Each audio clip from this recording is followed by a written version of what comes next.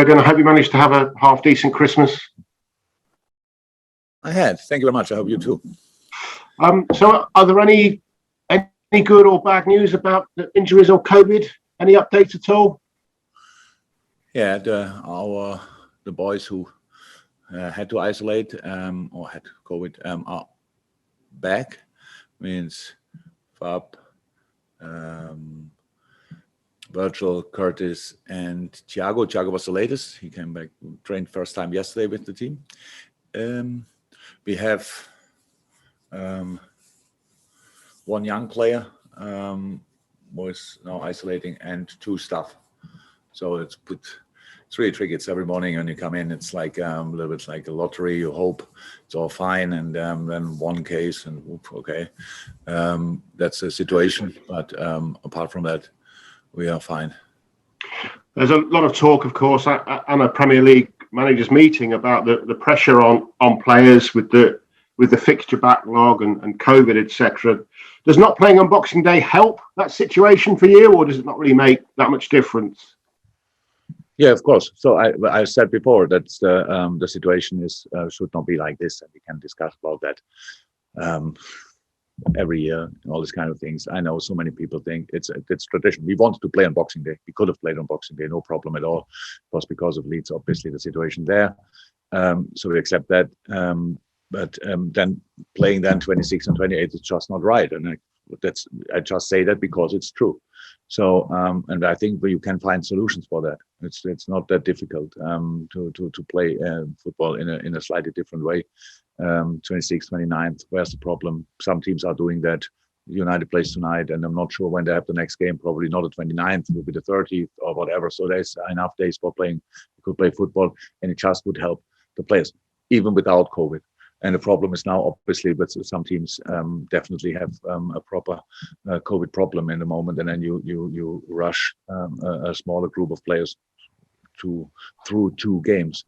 So you need luck in these moments, and I think you should not need luck in these moments. That's the situation. We said it, and very often, and the Boxing Day is never in doubt that we all want to play on Boxing Day. Actually, it's a great fixture. Everyone loves it. It's great for the people. It's great for the players. Really good for everybody. But then after that, we will not stop discussing, because if we don't discuss it, it just stays like this. Maybe it stays anyway like this, but there's still the players need help, and the help needs to come from other areas. And that means in this case now the coaches are the closest to the players, and we have to deal with all these kind of things, and that's why we are pretty clear about that. Obviously, looking to the game at Stamford Bridge just briefly, you're going to need the strongest possible squad to go to Stamford Bridge. So good news on that front, I guess, in terms of the African Cup of Nations, as Mo, Sadio, Naby will be available. Yeah, hopefully there's another game in between. But we'll play against Leicester first, and tomorrow.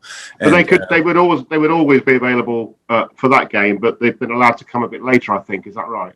Yeah, true. So the news, obviously, well, that was good. Was really thankful for that. I think it's right, but anyway, we needed help, and we got the help there. All the clubs got the help, so it's good that the boys can play this game. And after that, yeah, they still have to go. And Leicester, as you say, that's the next challenge. Yeah, it is, and you saw obviously Leicester not in a perfect situation, because they have obviously injuries, and they have I'm not sure, but probably still COVID cases. Maybe now lesser, but yeah, we played them only a few days ago, and they were pretty strong in that game. And yesterday they had, I think when we went out for training when it was 4-0. And all of a sudden I got a mess. Somebody told me it's 4-3, and I thought, oh wow. So they were obviously close, and they're just a good team. What Brent is doing there is exceptional, and that's why it will be tricky for us, of course, but we will try. Thank you, Gary. We'll go for a couple from Naz and then a couple from Carl Woodward, and that will be it for the Open as it stands. Naz? Hi, Jürgen. Festive greetings. Hope you had a good Christmas. Hi, thank you. Hope you too. Jürgen, with everything that's going on, is this the toughest time to be a Premier League manager with COVID, with the fixture pile up, with everything else that's going on around it. Is this the toughest season you've had as a coach in your career?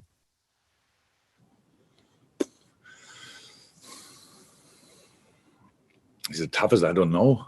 So this time of day is always tough, and that's again, I can say that's not a problem. That's what we're used to, what we know beforehand. We know in June, in July, when we have a preseason, we know we have to prepare for a long season, and part of the season is December and January. So that's how it is. But of course, for some teams, even tougher than for other teams. So if you are in international football, you have 6 games more. If you are longer in the cup competitions, you have at least 3 games, or at least 2 games more.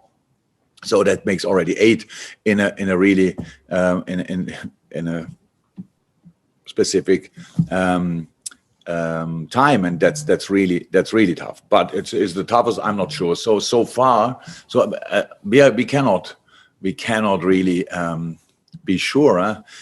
So we had now our first 4 cases, now 5th, 6th, and 7th, but from staff and 1 young player. But you never know. This morning you come in and we do the testing, and then you stand in front of the building and you just hope that you're still fine. So because obviously our players had no symptoms at all. The 2 staff guys had absolutely no symptoms. Means it can pretty much hit everybody. So that makes it obviously really tricky, of course, because in a moment when you get a positive test, you're out. You just sit back in the car, drive home, and isolate. So that's the situation moment. That makes it especially tough. That's true. But other periods have been tough for other reasons. So we just deal with it. We try to get through it. We hope, we pray that things will be fine in the moment, and obviously in the long term then for all of us. So it's like, at least we don't even know 100% which kind of variant we get. We don't, or the players got yet, because we don't get this information as quick as I'm not sure how quick it's possible, but it's not that you get it then directly he's positive and you know immediately is it Delta, is it Omicron, whatever. But it looks like in a moment, because we had obviously over the last 1.5 years we had other cases, and now it looks really like this is the symptoms when you are vaccinated and when you are boosted, then you don't have any kind of symptoms, which is obviously good news as well in difficult times. Yeah. With all of that and with everything that's going on, I saw a quote, I think, from you that you fell in love with your team again, and I wanted to just mention how much those young players performed against Leicester, and how proud are you and how positive are you for the future of the football club with all of those youngsters that are coming through? And you've got a lot of talent there that's going to be potentially first team players in the next few potentially months and years, haven't you? Yeah, very happy about that. We are very thankful towards the academy that they produce these kind of guys. I think the region we are living in and the area we're living in gives you a specific character education as well. So they are not only great footballers, they are really good boys as well, well educated and all this kind of thing. So that's really positive. And yes, the Leicester game was now because that's how it's said, and that's definitely the case. If the lineup of the first half would have worked out, it would have been because the players that it didn't really work out was my fault. So you have always to be really sensitive about how many you throw in the same moment. It was for a different reason, not really differently possible. We could have played a different lineup in the first half, but then we would have had to change for the second half. So we decided this way around that we will be slightly more experienced and stronger in the second half. That's what we wanted to do in the first. What was clear before the game. So we're slightly lucky that we needed the 95th minute to score the equalizer, but that's the situation we are in. We spoke now to your colleague about how tough the period is, and in these periods you have to make decisions, and because of the things that happen during the week, and that's obvious for the outside world, not so easy to understand. I can imagine that they want to see always the same players in their mind, the best 11 playing constantly. These kind of things are not possible with these different tournaments which we are going through. And I really think the boys did exceptionally well. And especially what I love about it, what I love about the night. First half, obviously 3-1 down, and the atmosphere was now not like great, like being 5-0 up, but it was good. So the people were not angry or overly disappointed. They just thought, okay, that's now how it is. But in the second half, when we stepped out again, you could feel immediately they want to go for it. So the crowd as well, and create a really special atmosphere, and that's what I loved the most. And just finally, Thomas Tuchel yesterday mentioned that he thinks that the current situation with COVID, fixtures, everything, he just mentioned it's not fair. And he also mentioned, the 5 substitutes. Would you be in favour of the 5 substitutes returning? Yes.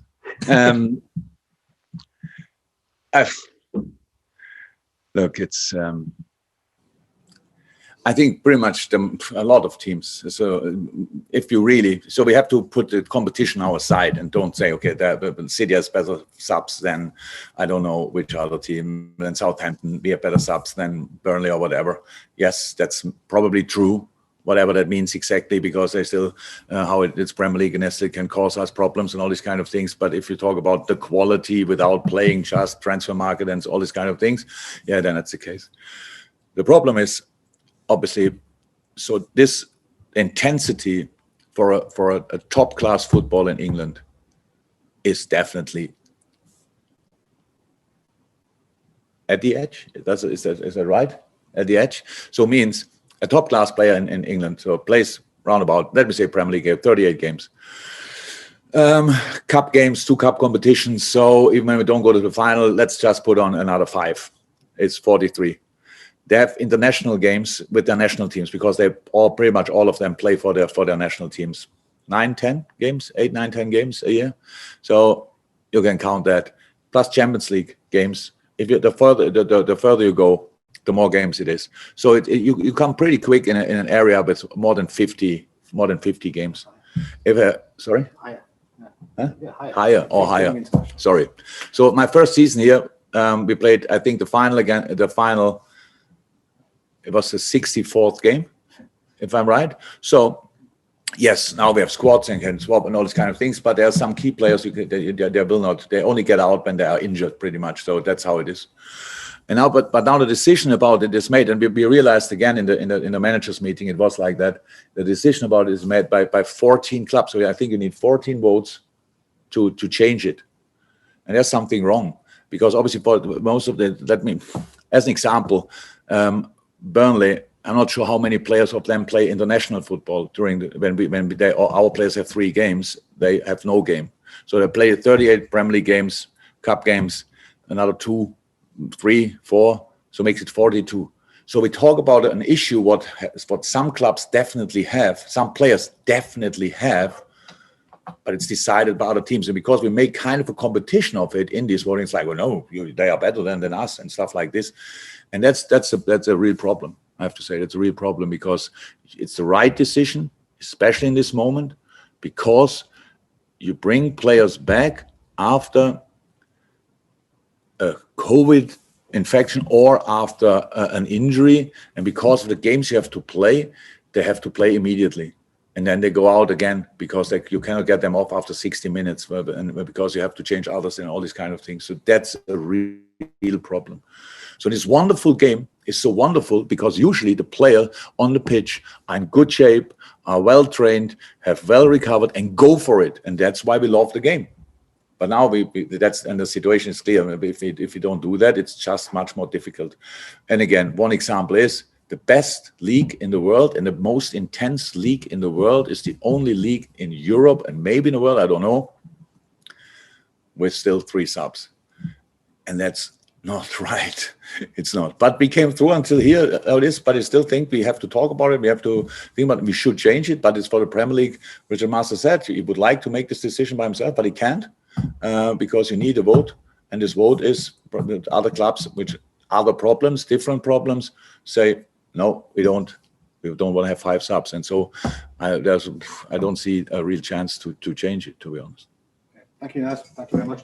Final ones in the open, a couple from Carl Woodward, and then we're going to go to the bonus section. Hello, Jürgen. Hello. Just going back to last week's win against Leicester, all your goals were clinically taken, composed, and such a hectic game. Does that type of finish show how great your mentality of your players are, to strike the balls like that when there's so much going on around them and the atmosphere is so loud as well? Yeah, everything. So, but when you play not only for a day or so like for a month, for 2, for 3, you first and foremost you heard it before. You had an atmosphere, a similar atmosphere like this, and actually we all do it.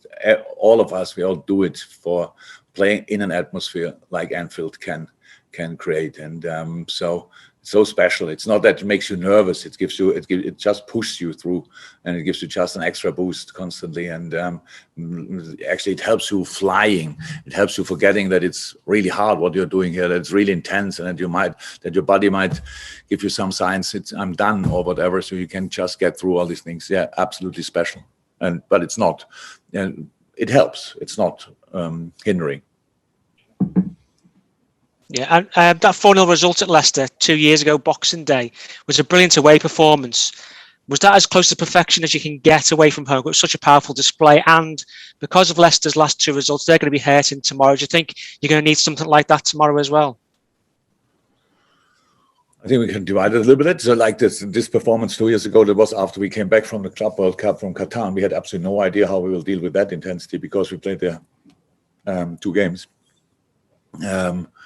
In the middle of a very intense period, so have the travels, different climate. Obviously, it was much warmer in Qatar than it was here.